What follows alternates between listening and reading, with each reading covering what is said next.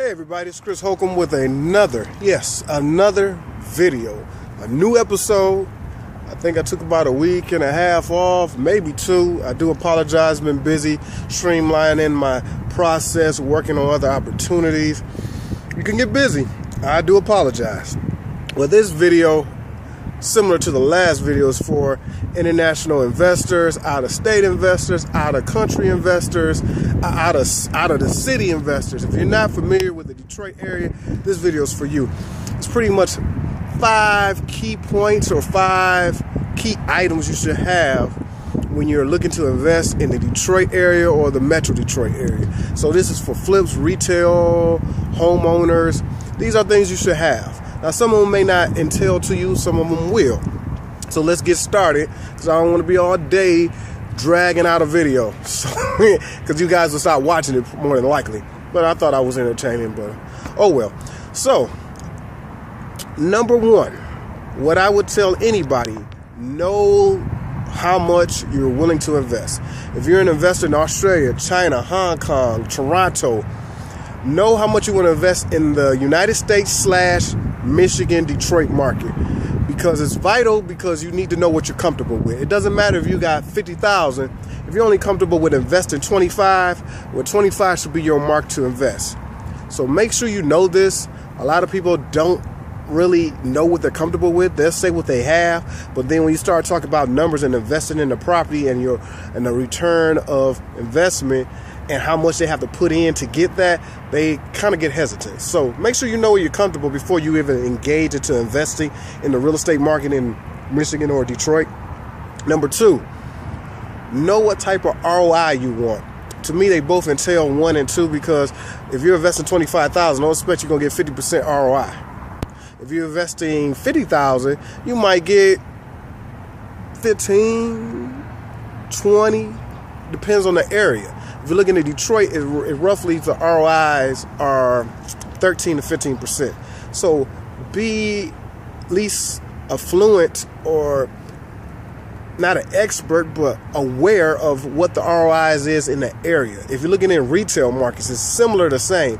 So you might get more bang for your buck in Detroit, but you also got to understand your area and the properties you're dealing with. So know what your ROI is. What you're comfortable with investing will affect that. So they go hand in hand, because if you're not realistic with your ROI, then you're not realistic what you're trying to invest. So they counterbalance each other. So that's number 2. Number 3, know what type of property you want to invest in. If you're doing Detroit, know what type of property you're investing in. If you're doing Metro Detroit, which would be a suburb area, know what type of property you're investing in. Is it bungalow?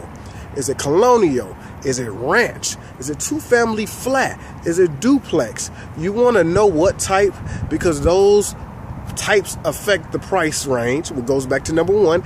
And if you're going to rent it out, it affects your ROI also. So you got to understand these things, and they go hand in hand. So if you're going colonial, you know colonials usually go for this. If I'm buying distress, if I'm buying turnkey, if I'm buying, I don't know what other kinds, tax auction through a quick claim deed, I know what my price range will be for a colonial. That's different from a bungalow. That's different from a ranch. That's definitely different from a 2-family flat and a duplex. So know your type. A lot of these all coincide, or they work like a puzzle, because once you get these other pieces together, you can complete the puzzle. So we got cash flow, knowing how much you are willing to invest, your ROI, the type of property. What you need to know after that, or even they don't even need to be in sequence, is your finances. And what I mean by your finances is the structure of your business. Yes, if you're doing real estate, don't do it as a hustle, do it as a business, meaning getting you a business name, a business, a LLC, a C Corp, a S Corp. Get that, because you want to protect yourself tax-wise. You want to protect yourself just in case you get sued. Be aware of that. Separate yourself from your business, and those entities does that. Get you a business account. Make sure you got a registered business account, registered business name. So if you're out of country, you can put your money you're comfortable investing in that account. So when it goes to the title company, a transaction will be much smoother. Real estate is very time sensitive, so make sure you already have your ducks in line. So make sure you have all that in line. Make sure you got an accountable CPA that works in the same area that deals with Michigan law. You want to make sure you have these things because you don't want to be trying to put things together after the fact. So be aware of these things and making sure you have your structure properly, because doing business without the structure can cause you a lot of headaches down the line. From there, after you know your type, you know the cash flow, you know you got your LLC together, you want to know what time frame and exactly what you're looking for. If you're looking to do 6 months, that'll affect what type of properties you do, from short sales, from flips, from buying whole. You want to know these key things because that will be your game plan with your business and coincide with all those other previous steps. So that's just rough basics of if you're investing in the Detroit market, Metro Detroit market, the things you need before jumping into the game. But don't hesitate and don't wait for all of that. Some of the things can be done while you're getting in the game, looking at properties, doing your due diligence. It's just good things to know, a way to do business, and it makes it simpler for anybody coming from Mexico or Toronto or California or Florida that's coming to this market, because you want to get these things already lined up so when you do come to invest yourself, you know what to look at. Or if you get someone like me to be your point of contact, we have everything lined up. We don't have to do legwork to get you formalized. You already are formalized. Excuse me. And that makes that time smaller. So I just wanted to let you guys know.